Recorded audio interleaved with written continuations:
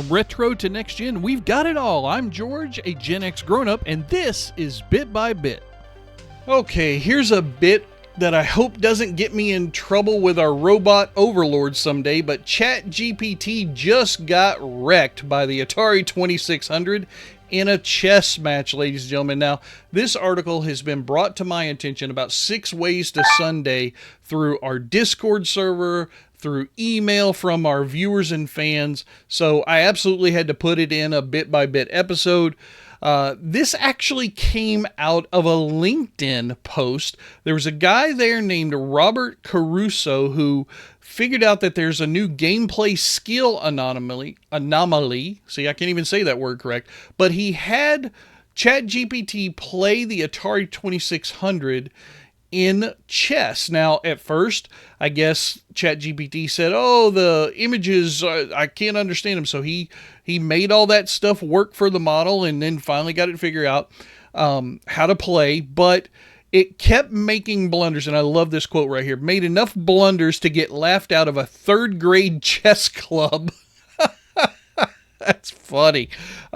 Anyway, this was the ChatGPT 4.0 model. Just couldn't handle it. Eventually, it conceded, as you can see right here in the LinkedIn tale.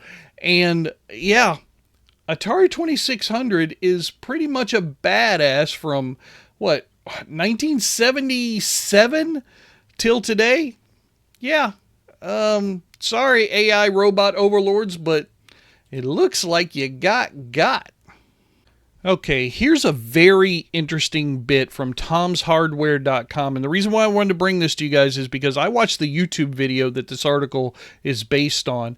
But yeah, Commodore is considering possibly selling the company, and I mean Commodore, I mean the people who own the Commodore brand right now are considering selling that IP to Parafatric. So right here, and I apologize, I just butchered his name, but right here is a link to the video. It's a well done video. The guy always has top production quality with the stuff, and this is just part 1, and he ends it on a cliffhanger, which is perfect, but he might have an opportunity to buy the IP license, him and a couple of other people, to Commodore for all of their products, all of their IP, all of their logo, everything.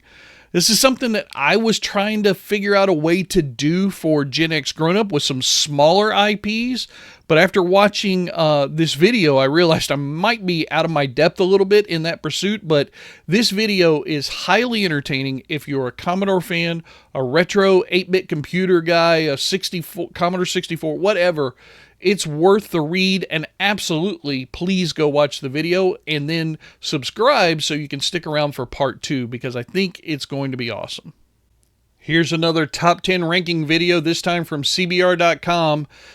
10 surprise video game appearances in classic TV shows. So let's run through the list, see if we agree or disagree with CBR in this case. All right, number 10, Alf playing Space Invaders. Okay, that's a solid entry.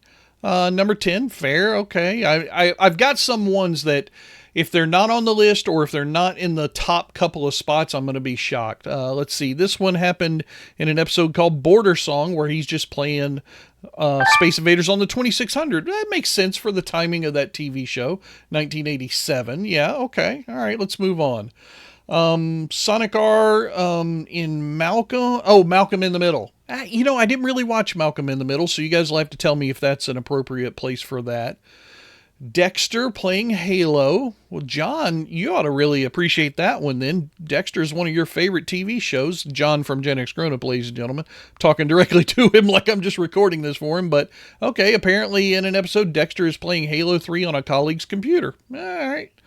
Let's see. Sonic the Hedgehog in Breaking Bad. Another series I didn't watch and probably should. You guys can write down in the comments below if that's my bad or if the show's not worth it. Ooh, okay, this is one I was looking for. Number 6, yeah, I put this middle of the road because probably not a lot of people realize that Walking Dead had an episode where Yar's Revenge was played by Eugene Porter. Oh, yeah, they get it right here. There you go, Eugene playing Yars on the Atari 2600.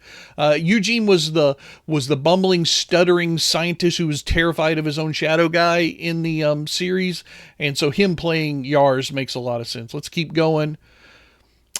Okay, well, here's our first problem. Seinfeld, George Costanza playing Frogger with the game going across the street. This absolutely should be number 1. So CBR, you done messed up already. This should be number 1. This is the most iconic placement of a video game in a TV series as far as I'm concerned. But let's keep going. See what they think is better. Okay, the Miss Pac-Man on the Cast of Friends. Yes, that's a big show as well. And yeah, I remember that episode. I think they bought the machine and then they were all getting mad about it or something. Let's see. Okay, here it is. Phoebe gets a Miss Pac-Man for Monica and Chandler. Little is shown, Pac-Man becomes a focal point in the episode. Gang gets addicted to it and gets angry. Yeah. All right. House has Metroid fever. Okay. You know, I've been meaning to watch that show. Again, another one I haven't watched. But that could make me want to watch it. I don't know. It's definitely not bigger than the Seinfeld Frogger. Okay, this is one at the number 2 spot that I was thinking should be there. South Park plays World of Warcraft. Yeah, that's iconic. Absolutely, that should be up in the top 2. I was looking for that one. Let's see what they got as number 1. What? The Sopranos Go Mario Karting is the number 1 entry in the, what the hell is the name of this list? Surprise video game. Oh my goodness. What? I'm going all the way back up, ladies and gentlemen. 10 surprise video game appearances in classic TV shows ranked. Yeah. Sorry, CBR. That's stupid. All right. Here's a bit that's kind of comic book and games related all at the same time. At the Xbox Game Showcase for 2025, they showed off Invincible Versus coming to the Xbox in 2026. Not on 2026. That would be stupid. Anyway, I love the Invincible series. It's really fun. The TV show is even better than the comic book series in some cases, in my opinion. But anyway, they are coming out with a new video game, and this is coming to us from Skybound and Quarter Up, which is a small in-house studio at Skybound.